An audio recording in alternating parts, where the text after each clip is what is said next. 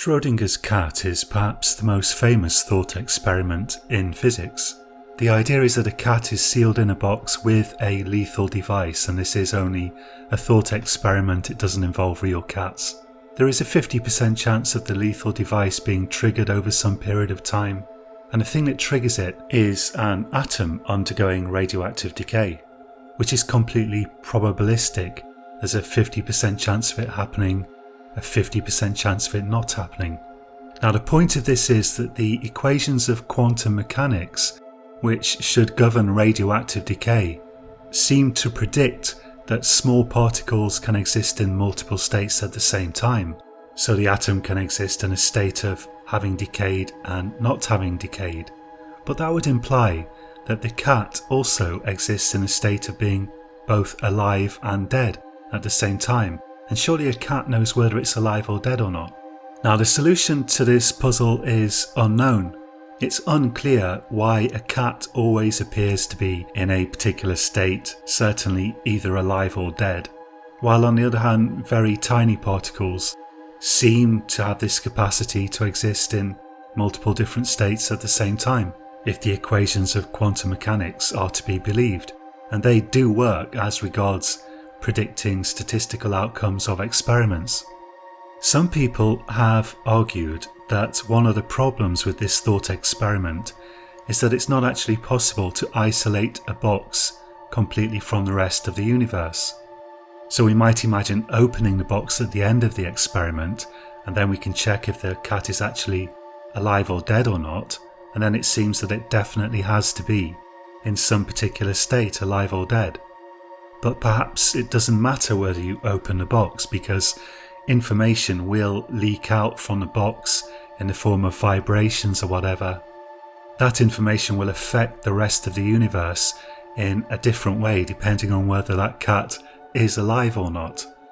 Other people say, well, that doesn't matter, the cat itself knows whether it's alive or dead and there's only one cat in there.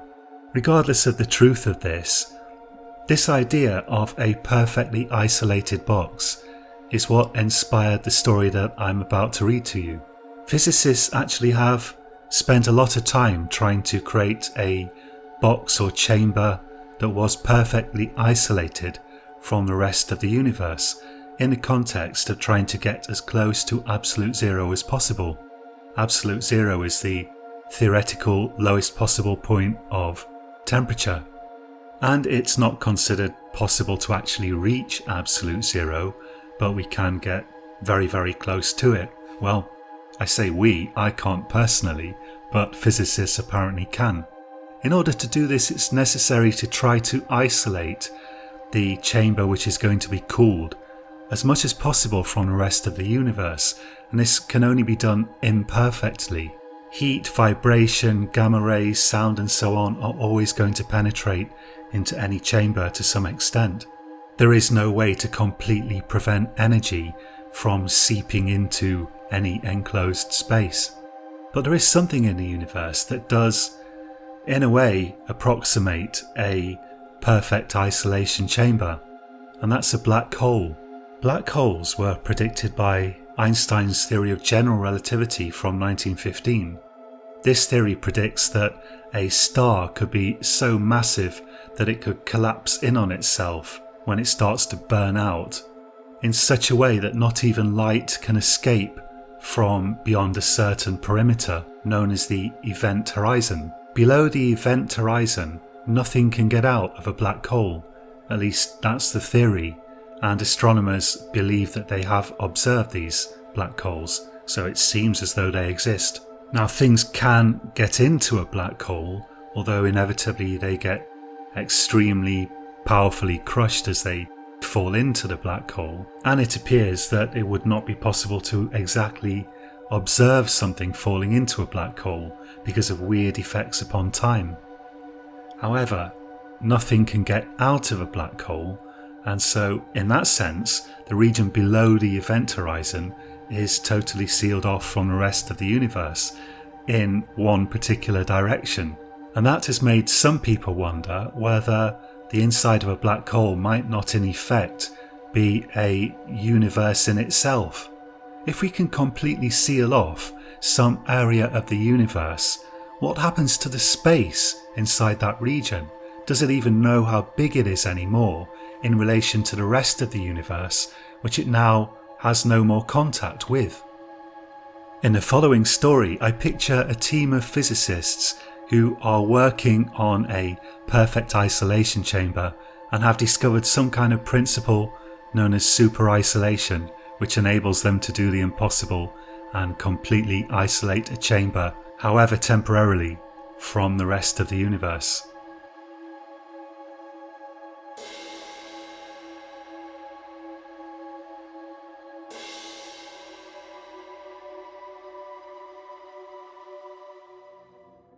When Sarah Thomas took her seat in the lecture hall, she almost felt like a student again. In front of her, a long wooden desk ran the length of the central third of the hall, one of a dozen rows of such desks. She placed a notepad and 2 pens on it and waited expectantly. The year was 1995 and Professor Trevor Augsburg was about to announce a discovery which he claimed would change the world. Sarah wasn't impressed. In her 20 years as a science correspondent, she had heard it all before, several times over. "What do you think?" said a voice. It was Richard Phillips from The Times, scooting down the row to sit next to her, brushing his floppy black hair back from his forehead. She suppressed a sigh. Richard was awfully intense. "Probably another cold fusion," she said. "Well, that was never absolutely proven false," said Richard. "They're still looking into it in Japan, you know." "Yeah, I know," said Sarah. The room was filling up with journalists and scientists. "I think this could be the big one," said Richard. "The one we've waited for all our lives. This could be history in the making." "You know me," said Sarah. "I'm a cynic. I'm not waiting for anything, Richard." "Sounds more like a stoic than a cynic," said Richard. A hush fell over the crowd. A tall, gaunt, hollow-cheeked man with grey hair entered from a door at the front of the hall on the right. "He's the closest thing we've got to a living Albert Einstein," whispered Richard. After correcting some microphone feedback problems that resulted in an ear-splitting whistle, Augsburg began to speak. "Ladies and gentlemen, 3 weeks ago my team solved a problem that most of our esteemed colleagues claimed was unsolvable. We placed a box the size of a shoebox in a state of superisolation." A murmur went up from the crowd and one man began to clap enthusiastically, but Augsburg silenced him with a motion of his hand and a smile. "The space inside this box can be completely isolated from the rest of the universe for a period of several milliseconds, and we hope to soon extend that to several seconds. We are also working on a larger version of the isolation chamber. Can we dim the lights, please?" Someone in the back turned the lights down and activated a projector. A moving image appeared on a white screen behind Augsburg, an image of a small metal box, indeed very much resembling a shoebox in size and shape, surrounded by copper pipes and electronics. "Here you see the present superisolation chamber. We are about to place into it an ingot of lead weighing 20 kilograms. Gloved hands awkwardly dropped a lead weight into the shoebox, taking up perhaps a quarter of the space in the box. We will now seal the box and activate the isolation mechanism," said Augsburg. The hands closed a thick metal door that had more wires attached to it. The sound of switches being flipped could be heard, and then lights on the lid of the box began to glow. "It takes about a minute for the circuits to power up," said Augsburg. "It's like watching a magician with really poor banter," whispered Richard. Sarah laughed quietly in spite of herself. "Any moment now," said Augsburg, after nearly a minute had passed, during which time the room had gradually filled with murmurs and whispers, and even fragments of suppressed laughter. Suddenly a series of green lights flashed on the lid of the box, and a thin white mist began to rise from it. "There," said Augsburg. The gloved hands opened the lid of the box. It was empty, and the inside of the box was covered in ice crystals. "The lead ingot has completely vanished and the inside of the box is at only a little above absolute zero," said Augsburg. A great murmur rose from the seated crowd. "Professor, where has the ingot gone?" a man shouted in a harsh East London accent. "We don't know," said Augsburg. At this, the crowd broke immediately into animated discussion amongst themselves. Again, Augsburg held up a hand to silence them. "What we can say is that our technology is able to briefly isolate the contents of the chamber completely from the rest of the universe for a brief moment. The space inside the box, in a sense, forgets where it is, or even how large it is. Perhaps it even forgets in which universe it is located." "Absolute nonsense," said Richard quietly. "Do you think so?" said Sarah. "I thought this is the type of thing you're impressed by." "Oh, please," said Richard. "It's a cheap magician's trick. The man's a fraud." "What, really?" said Sarah. "No doubt about it," said Richard. He was like a child that had just been told Santa Claus isn't real, Sarah thought. Sarah gazed uncertainly at the film that continued to play on the big screen. Mist continued to rise from the freezing metal chamber, while Augsburg fielded questions and tried to quiet the crowd. After leaving the conference, she dutifully wrote 700 words on Augsburg's invention, expressing the view that further research and verification by other scientists was needed, while praising Augsburg's visionary leadership and charisma. Augsburg had so far failed to publish the precise details of how his chamber worked, and many scientists believed superisolation to be impossible, in spite of Augsburg's well-regarded previous work, which had certainly achieved unprecedented levels of thermal isolation. For 3 weeks, Sarah then wrote nothing further on the topic, while continuing to follow the controversy. Then, a member of Augsburg's team disappeared. She began phoning Augsburg and the Reynard Institute to try to get an interview with him. Sarah was in the middle of composing a letter addressed directly to Augsburg when the senior editor, Peter Asquith, called her into his office. "I've just got off the phone to Augsburg," he said, his face absolutely passive.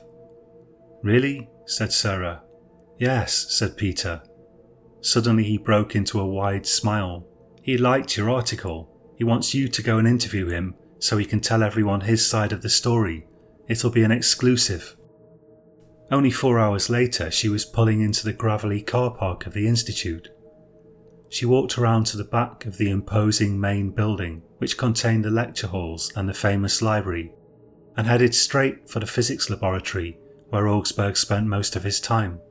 A friendly receptionist asked her to take a seat, and within a few minutes Augsburg himself appeared. Up close he was even more imposing than when seen at a distance. Augsburg was well over 6 feet tall and had the build and facial structure of a skeleton. "Sarah, welcome to the Institute," he said, shaking her hand and then placing his other hand on top of hers. "We liked your article very much. It was very fair and sceptical. A good scientist is always sceptical." She thanked him while privately wondering whether he had really liked her article or whether he was laying on the flattery with ulterior motives. He led her into a small office. "I was actually wondering if I could see the machine," she said. "Absolutely," he replied. "Yes, you absolutely must see it. However, I must ask you to bear in mind that this is now the scene of a most tragic occurrence, a suicide, we believe. I would like to give you some background information first, if I may." "Of course," she said. Augsburg motioned her to take a seat facing his desk, and he seemed about to sit down himself, but then thought better of it and remained standing, half turning to look out the window at the gently sloping lawn beyond, where several graduate students sat with books and notepads. "There has been a lot of debate over where substances dematerialized in the machine end up," he said. "For this reason we decided to build a version of the machine that utilized a much larger chamber. We have kept this a little bit quiet while we've been working on verifying the functionality of the new chamber. The new chamber is roughly the size of an industrial washing machine. The idea was to place a machine in the chamber that contains a powerful transmitter and a battery large enough to last several weeks. If the transmitter were to rematerialize anywhere close by on the planet, or even on another planet not too far away, we might then be able to detect the signal and trace it. Unfortunately, our dear colleague Leonard suffered from crippling depressive episodes interspersed with manic phases. He was brilliant, quite brilliant, but unstable mentally. It appears he decided to place himself in the machine after initiating the isolation procedure. "My God," said Sarah. "Why would he do such a thing?" "Simple mental instability," Augsburg replied. He turned to face her and sat down at his desk, placing his hands flat on the desk. Probably he was suicidal. None of us realised he was having a depressive episode, not even his wife. Sarah nodded slowly. "You say you were investigating whether the machine might be transferring the contents of the chamber somewhere else rather than destroying it," said Sarah. "That's correct," said Augsburg. "Is it possible that your colleague thought he might transfer himself somewhere else?" she asked. Augsburg shook his head. "Technically it's possible," he said, "but even if matter transference does occur, and even if a human being could survive the transfer, it's unlikely Leonard would have been transferred anywhere with hospitable conditions. More likely he would have ended up floating in the vacuum of space. We built the transmitter to be extremely robust, like a satellite, in anticipation of just such a possibility." "I see," said Sarah. "So, could I see the machine?" "Yes, most certainly," said Augsburg, the worried expression abruptly disappearing from his face. "I must ask that you do not take photographs, however." "No problem," said Sarah. Augsburg led her through to a room at the back of the building that seemed to have been intended originally as a storage room. The bare walls were painted only with a thin layer of white paint. In the middle of the room stood the new version of the machine, surrounded by police tape. A small crowd of people were milling around the machine, apparently examining it and discussing it. "This is as close as we can get for the moment," said Augsburg, stopping just outside the police tape. "I've been told we can resume our work tomorrow." Sarah shuddered at the thought of a person locking himself inside the machine. The prospect hardly seemed better than shutting oneself inside a washing machine set to do a full wash. "No trace of him was left," she said. "They're still checking," said Augsburg, "but as far as we could tell, no trace of him has been left at all, as we would have expected. The walls of the machine were left absolutely sterile, not the faintest trace of the poor fellow." A petite, middle-aged woman with black hair was peering through a microscope at the side of the room, an expression of absolute misery on her face. "Exactly when did this happen?" said Sarah. "Around 2 yesterday morning," said Augsburg. "No one else was here, just some security people in the lobby. The security footage showed Leonard entering the building, and the machine's log indicated that it had been activated. The machine dematerialized a weight of 76 kilos, which, Angela tells me, was Leonard's weight." "Angela?" said Sarah. Augsburg motioned towards the black-haired woman. "Leonard's wife," he said.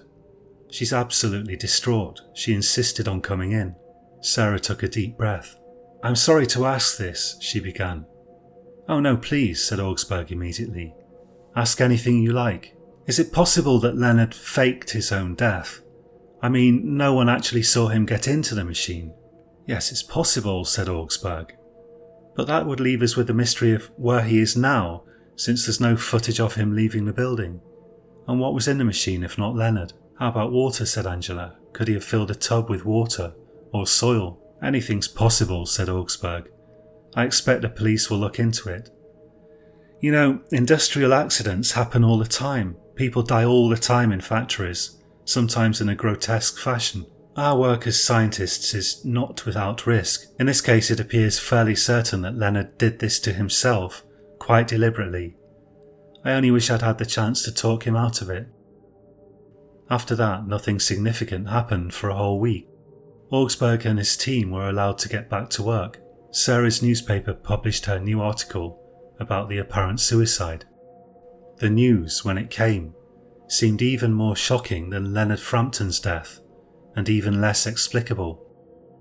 Angela Frampton, Leonard's wife, had apparently committed suicide via the exact same method as Leonard. activating the machine and then locking herself inside. Sarah returned to the institute to find Richard hovering around outside. "They won't let me in," he said. "They won't let anyone in. They're making a big mistake. Have you heard what people are saying?" "What are they saying?" said Sarah. "They're saying he killed her," said Richard. "This is strictly between you and me. Obviously we can't print that. Yet." Angela laughed scoffingly. "That's absurd," she said. "Who's saying that?" "People," said Richard. Sarah pushed the door open. "Where are you going?" said Richard. "They won't see anyone, I told you."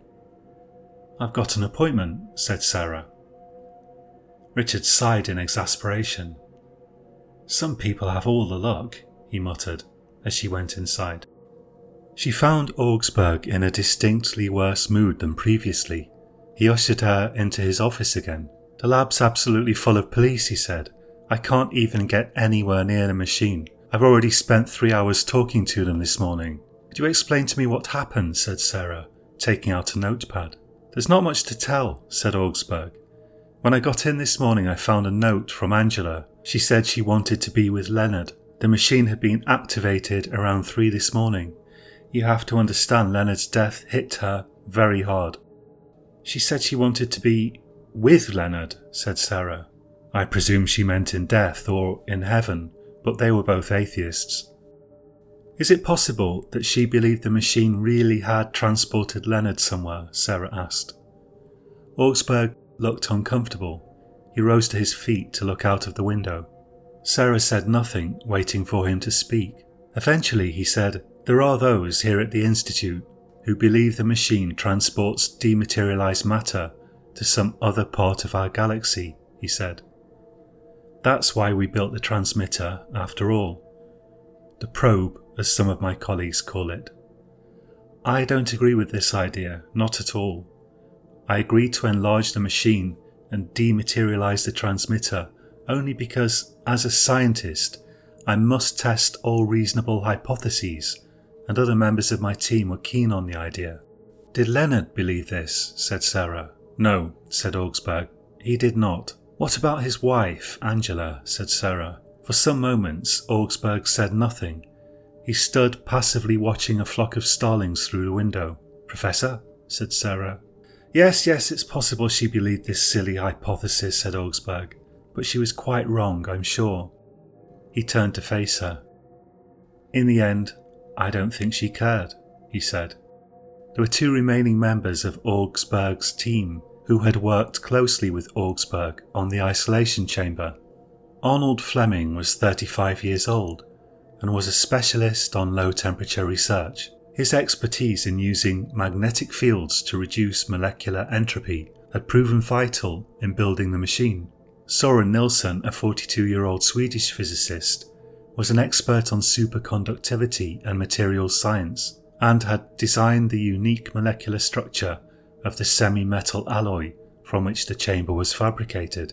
Over the following week, Sarah interviewed both of them in a staff room at the Institute that smelt of stale coffee and glossy periodicals. "Do you believe the machine could be transporting matter from one place to another?" she had asked Fleming. "I'm a scientist," he had said proudly. "I do not deal with belief, only with hypotheses and proof." "Then is the hypothesis tenable?" Sarah had asked, searching for the right words. "We have no evidence yet that we can bring to bear on the matter," Fleming had said obdurately. Nilsson hadn't been much more forthcoming on the topic either. "We built the transmitter to test that idea," he had said. "We dematerialized it in the isolation chamber. We haven't heard back from it." "Does that mean the theory can be ruled out?" she had asked him. "No," he had replied. "But either the transmitter was destroyed, or else the signal was unable to reach us. Probably it was destroyed." A few days after publishing her 3rd article on Angela's death, she received a phone call. She was sitting at her desk in the office when her phone rang, and she picked it up thinking it was probably an internal call. "He killed her," said a voice. "Augsburg, he killed both of them." "Who is this?" said Sarah. The caller rang off. "Another crank," said Peter. who happened to be walking past her desk. Yeah, she said. Someone saying Augsburg killed Angela and Leonard. I've had 3 of those already, just today, said Peter. Later that afternoon she met with Richard. He was preparing an article about the culture at the Raynaud Institute, speculating on whether an atmosphere of intense pressure and rivalry might have precipitated the suicides, and she wondered what he would think of the mysterious phone calls. They met in a pub that was well frequented by journalists. You know, there have been rumours about Augsburg putting animals in the machine, said Richard, starting on a pint of ale. Have there? Said Sarah. I didn't know. Oh yes, said Richard. And as a matter of fact, the rumours are true. I've got a source from inside the lab. My source confirms the rumours. Augsburg started with mice, then moved on to cats, then a dog. It's going to be in my article. Why, said Sarah, if he believes the chamber just destroys everything that's put in it, why put animals in it? You don't think he really believes that, do you? Said Richard. Why send a probe if that's what he believes? It wouldn't surprise me if Leonard Frampton got in there out of pure curiosity. You know what these scientists are like. More curiosity than sense. I think it's driving them mad that they don't know where things go when they're put in the chamber, or if they go anywhere. So you don't still think it's some kind of magic trick he's doing, said Sarah. Well, who knows with that lot, said Richard. They're all completely crazy is my basic contention. I knew that the moment I set eyes on Augsburg, and I haven't changed my mind since. You said he was the greatest physicist since Einstein, said Sarah. All right, well, I knew he was crazy as soon as I saw his presentation, said Richard. Now don't confuse me. In the weeks that followed, Augsburg proved himself adept at garnering public sympathy. Anyone raising the murder theory found themselves viciously attacked as having slandered the world's greatest living physicist, a man of humanity and compassion and profound intellect, a man who had suffered the loss of 2 esteemed and valued colleagues, who also happened to be great friends of his. The police, too, seemed strongly inclined to accept the suicide theory, and inquests were widely expected to find in favour of suicide. That changed when Fleming too disappeared. Again the familiar pattern emerged.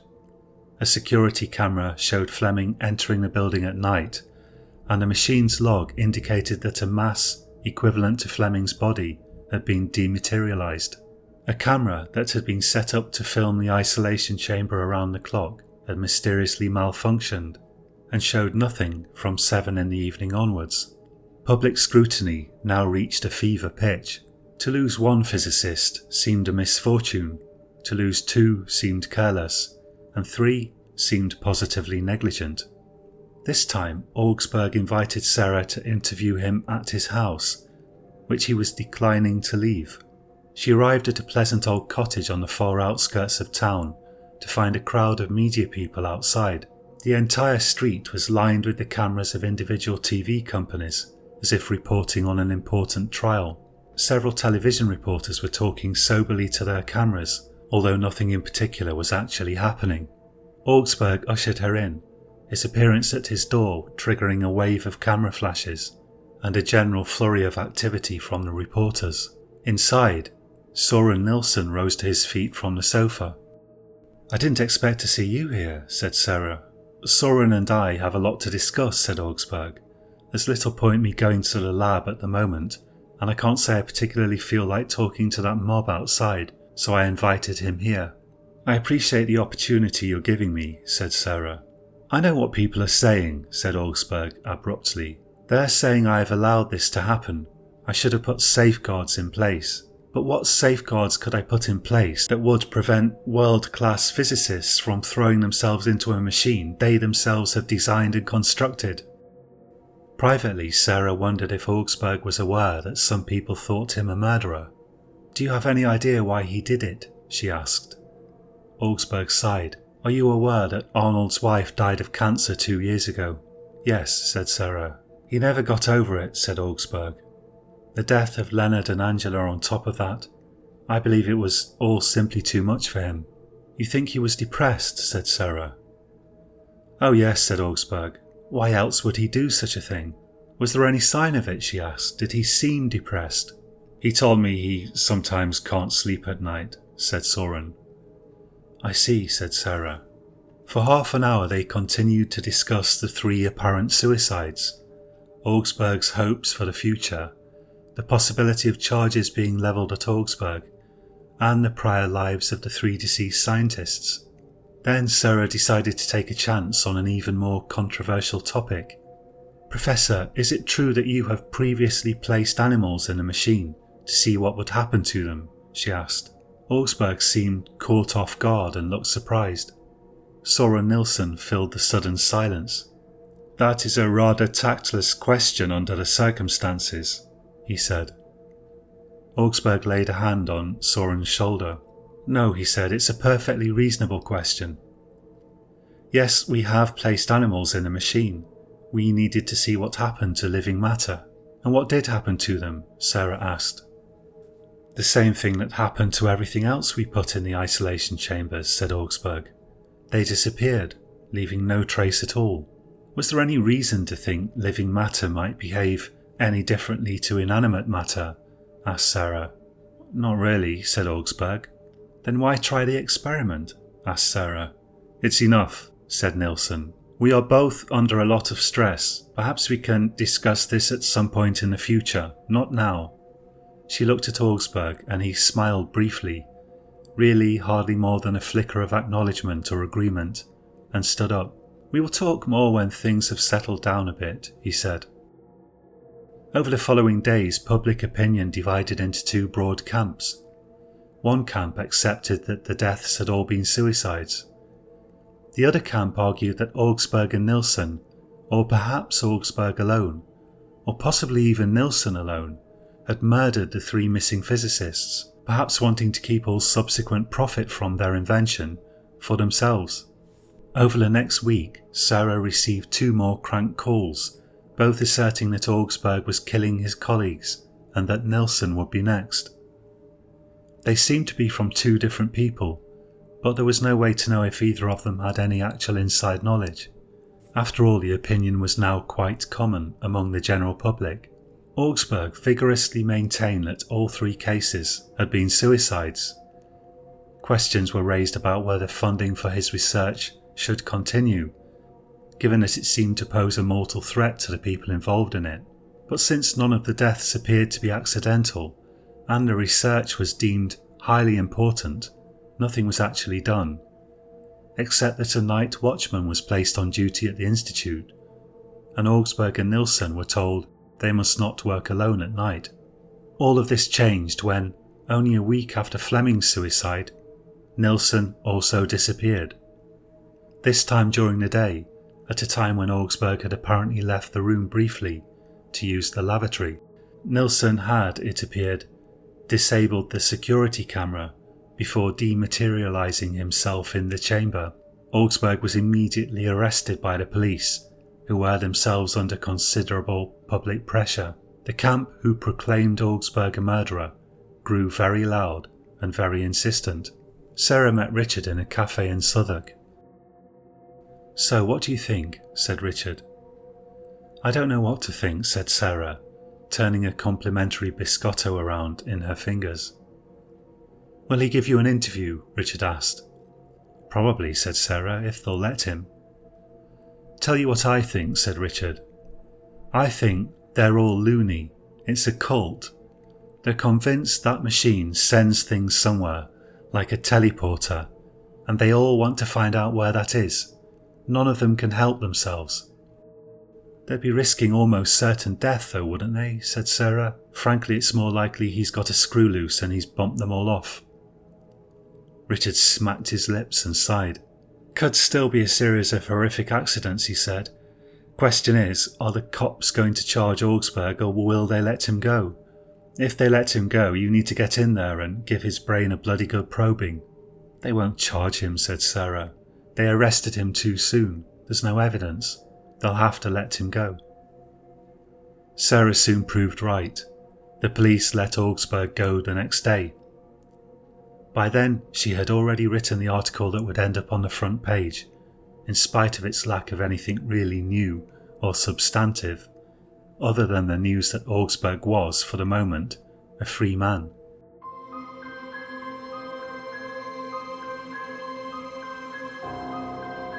Now we must turn to examining another side of the story, a side that was to remain hidden for over a decade, and that would not be believed when it finally emerged, even though it was perfectly true.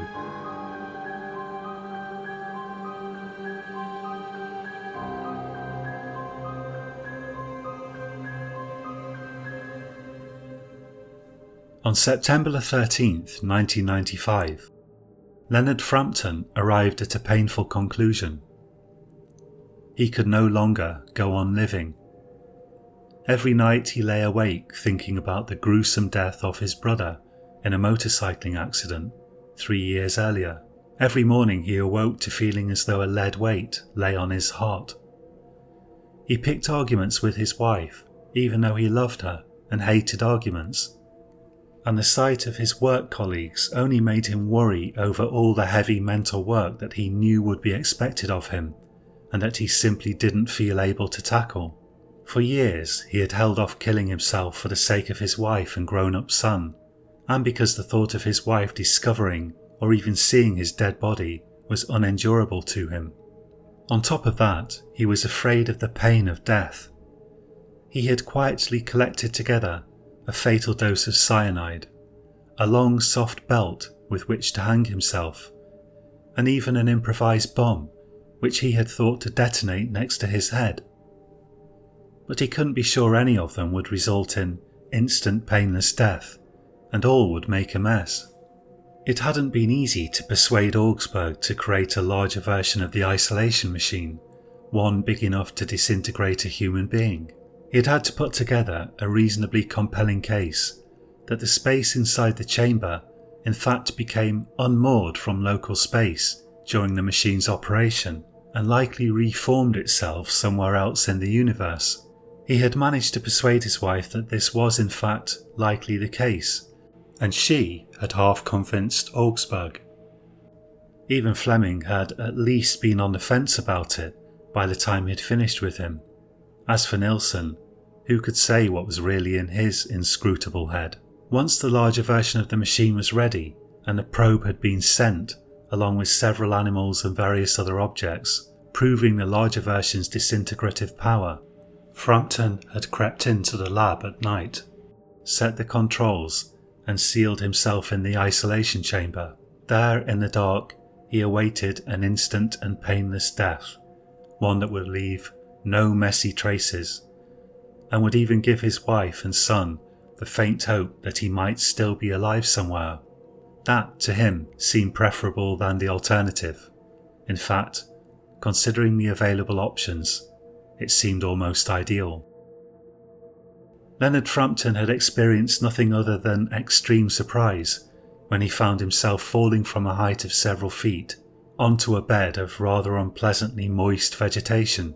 He staggered to his feet, adrenaline flooding his system.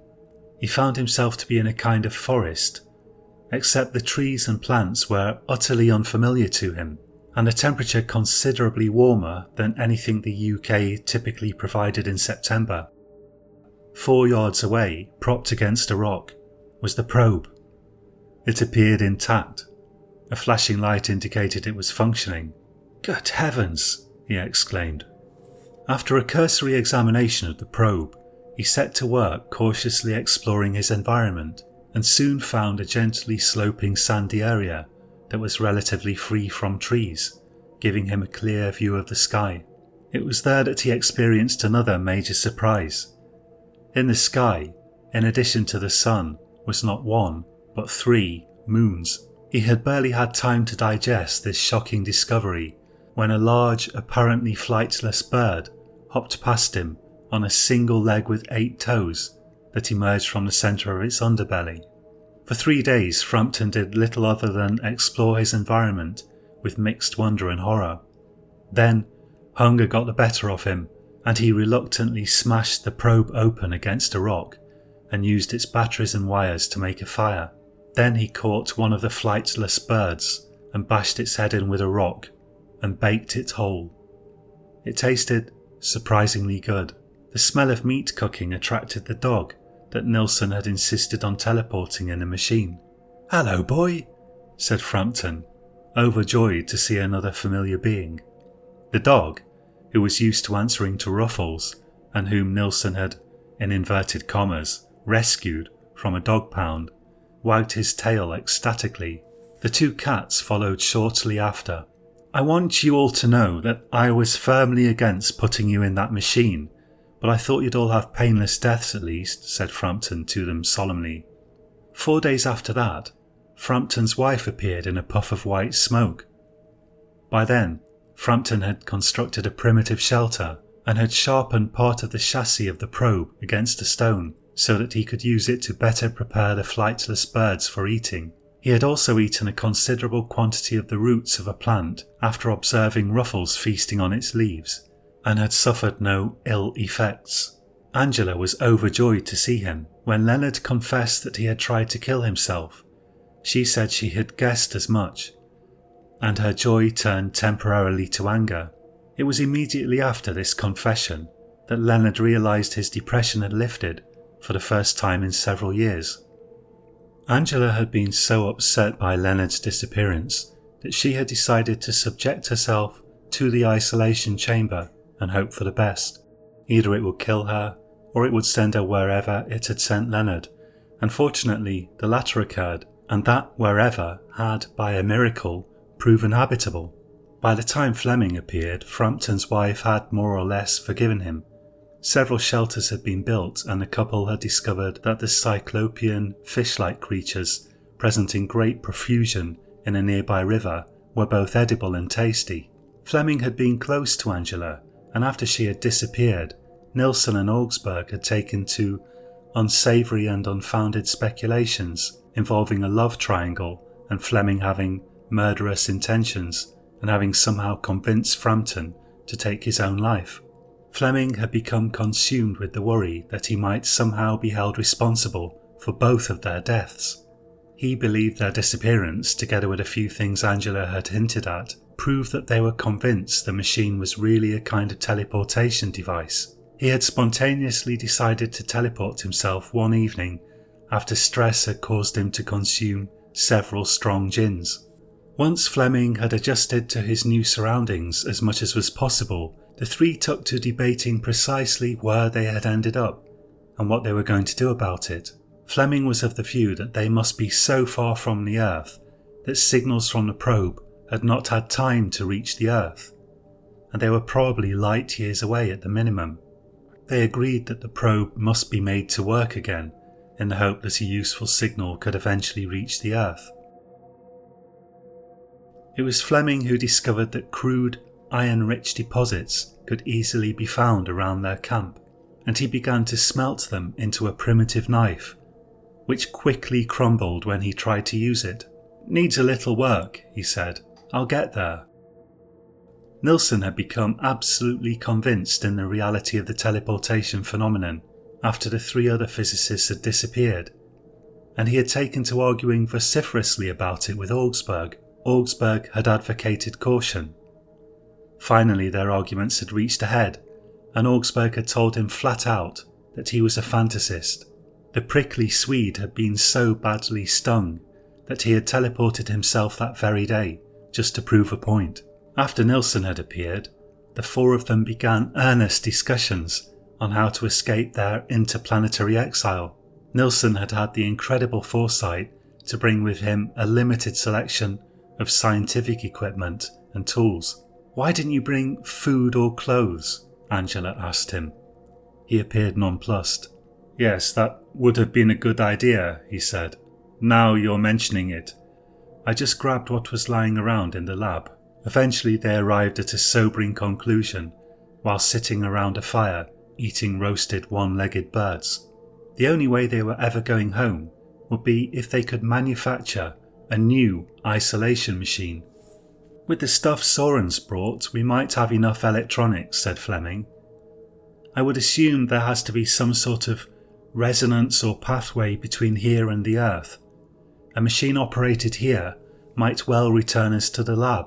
"Even if that's the case, it might return us to some other time," said Nilsson gloomily. "We might end up in medieval times, or in the future."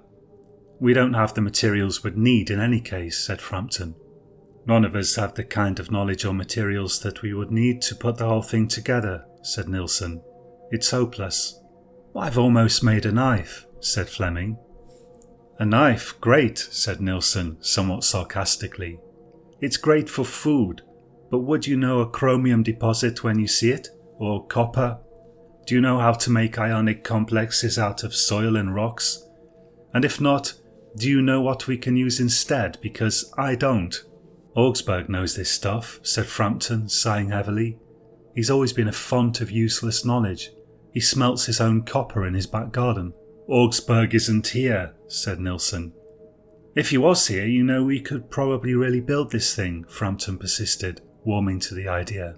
It might take a little exploration to find the right minerals, maybe even 10 years, but we could manage it. 2 weeks later, the police decided to charge Augsburg with murder. When they arrived at his house, he wasn't there. Later on, security tapes showed that he had entered the lab alone, in explicit contravention of the instructions issued to him by the Institute's director, pulling a large suitcase behind him on wheels. A substantial quantity of lab equipment was also missing. The machine's logs subsequently showed that it had been operated twice on the day he vanished. Most curious of all, he appeared to have spent the final days before his disappearance shopping for clothes, including women's clothes and various foods and hygiene products. He was never provably seen again, although a curious urban myth arose 10 years later involving the alleged reappearance of the group of physicists. According to the urban legend, all 4 physicists had somehow reappeared in Japan, where they were working secretly on teleportation systems.